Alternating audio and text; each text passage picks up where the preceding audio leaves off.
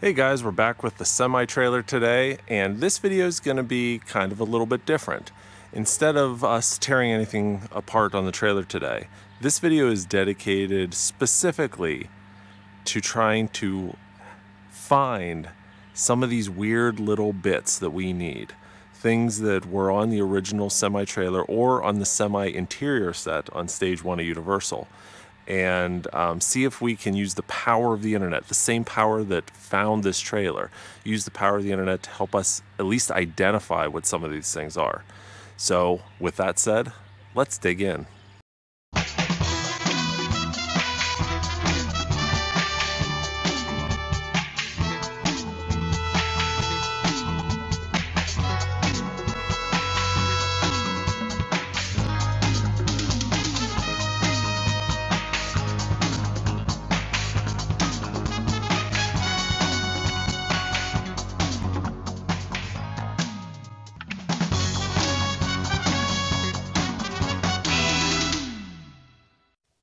Most of the items that we're looking for are actually for the semi set that we're going to build eventually. We'll get into that in a minute. But there are two items on this list that are actually part of the trailer itself that we need to source. Number one, exterior wire guides.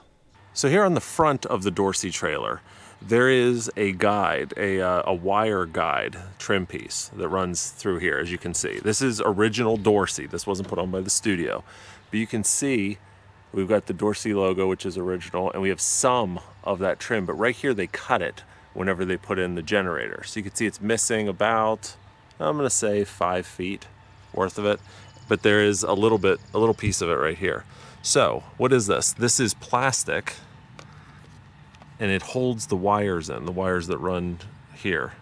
So it's plastic, and it's got 2 grooves in it, one for each wire. That's what it looks like. So we need 5 feet of that. And again, we're not looking to replace this piece. We're not looking to replace that piece. We're gonna graft in a piece because those are original. We're gonna keep them. So it's gotta be this exact style. Number 2, the rear ramp exterior hardware. This Dorsey trailer did not leave its factory in 1978 with your typical swing out doors. This trailer actually had a roll-up door in the back. Now that's probably confusing because when you see the semi on the show, it looks like it had swing doors. That was all an illusion. They added in the handles, the bars, and even the fake hinges on either side of that back door. So we need to source these exact pieces. They were from something. I don't think they were from a Dorsey trailer, but they were probably from some other type of tractor trailer in the day. So we need, as you can see, 8 of these fake side hinges, and we have a decent look at those. And we also need to find these bars with the handles and all of the exact mounting hardware. Now what we're showing you here are pretty much the best shots we get of that mounting hardware. So hopefully they're good enough that you'll be able to identify exactly what they are. We've got a new feature across the Knight Rider Historian's YouTube channel, Super Thanks. Not to be confused with Super Pursuit. With Super Thanks, you have the option to post a distinct, colorful, and fully customizable comment in our videos comments section. This shows the world that you are a super Knight Rider fan and will stand out amongst the sea of comments that we receive. Go ahead, give it a try. And every Super Thanks gets a super response from us. Press the thanks button. Just don't press the turbo boost. All right, so if you haven't already heard in our previous videos on the semi-trailer, we will be replicating down to the smallest detail the original semi-interior set seen in seasons 2 through 4 of the show. Now, this set was never actually inside the trailer, but with only some minor changes, our measurements prove that we can fit that set on the inside of the actual trailer. Even though we still have a while before we get to the interior, we still want to put out some feelers, if you will, now in the hopes that when the time comes to build it, we have everything we need. I want to state that we are 100% not interested in pieces that just look similar to what was on the set. If we can't find the exact match for a piece, we will fabricate it ourselves. Now, I don't mean the actual piece used on the set, you know, not a screen used piece. I don't think we're ever probably going to find those, but a lot of those pieces were mass produced items. So we want to find the exact make and model of those pieces. Also, if there's something you see in the semi set that we are not asking for in this video, that means we've already acquired it. Things like the computer terminal, the decorative mirror globe, the cantilever light, which we need to paint black, monitors, or even this extremely hard to find new in box cordless phone from the Semi's coffee table. Number 3, the magazine rack. Now, unfortunately, we never get a super good look at this magazine rack. This is about as good as it can get, unfortunately, but take note of it. So there are slots for four separate slots for the magazines, right? We have one on the top, next row, another one, and then one at the bottom.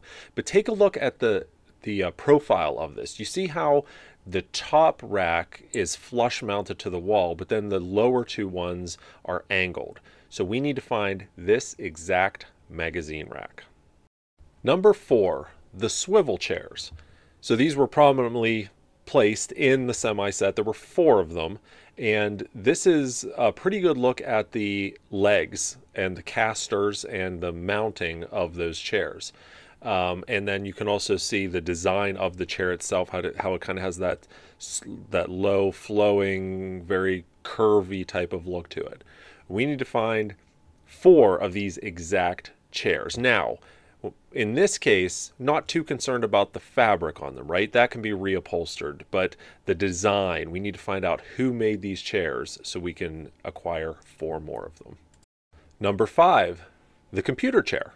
So along the same lines as the other chairs that we just talked about, we need to find this exact computer chair. Now here's a great photo of it where you can see exactly how the legs looked, the curvature of the legs, the casters, how the post in the middle was mounted, everything about it. Once again, don't really care about the fabric on it, but we need to find this exact computer chair. Number 6, the slotted rails between the panels on the side walls of the semi set. So this is an extremely close-up shot of one of the dividers on the walls of the semi set, and you can see how it's slotted. So these were actually designed to hold like shelving brackets, right? Adjustable shelving brackets. So take a really good look at this. You see how, I mean, it's pretty much just your basic squared off piece of metal, but there is an indent right in the middle, and then there's these dividers, or I'm sorry, these slots right here. So can we find, I don't know how many feet we need, a whole bunch of these, probably about 8 foot long, slotted divider rails. Number 7, the ceiling light decorative covers. I don't know what you want to call them. So obviously there were a ton of these fluorescent lights, very popular back in the 80s. But if you look really close, you can see that there's a grid, a square grid covering the lights. So I believe these are still available today, but honestly, we haven't had a chance to really dig into it and look. So let us know if you find these divider grids for ceiling lights. Number 8, the lounge globe-shaped spotlights. We have looked everywhere for these exact ones. We found ones very similar, but not exact. There were 2 of them in the lounge area, so we need to find 2. If you take a good look at them, you see that the head of them is your simple mirrored, chromed globe.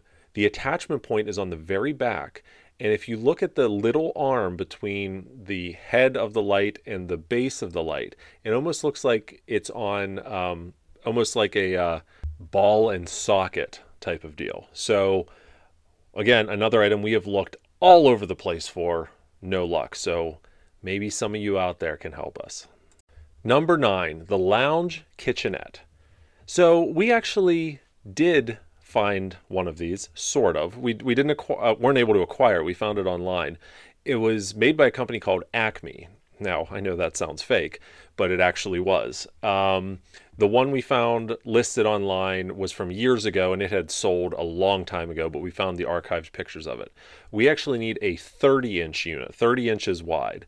But this is the exact one that was in there. Now, this might be a situation where this kitchenette was branded under multiple different names, but the one we found was Acme. But you can see it's got the sink. It has 2 burners on the left side. We've got doors in the front, a small door and a large door. We've got slots in the backsplash of it. So we need to find this. This is a big piece for the lounge. Number 10, the lounge door lock and handle, really. We get an excellent shot of that lock from Season 4's The Wrong Crowd. And here it is. So you can see how it's got a very, very unique style to it. And it's a slide lock, right? So we need to find this exact lock. And while we're at it, we need to find that style handle too, although I'd imagine that shouldn't be too hard to find. Now you can just barely see the railing for the stairs. We do know for a fact that the stairs and those railings were hand fabricated by Universal Studios set department. So we're going to hand fabricate them as well. So don't anyone spend their time looking for that, but let's see if we can find that lock and that handle. Number 11, the corrugated metal panels that lined the semi.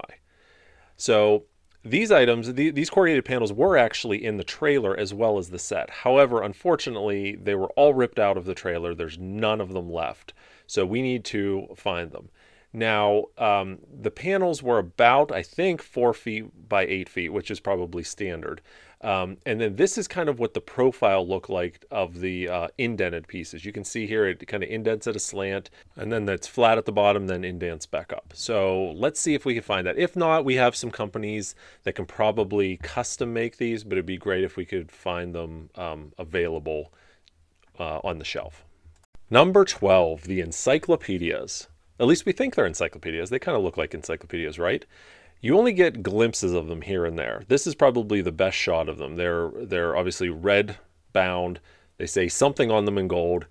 Can't really read what they say.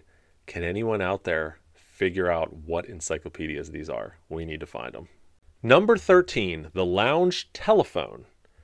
So this is another piece that you rarely get. You barely even get a glimpse of it, right? But we can see it's got a red receiver and it has a keypad off to the right.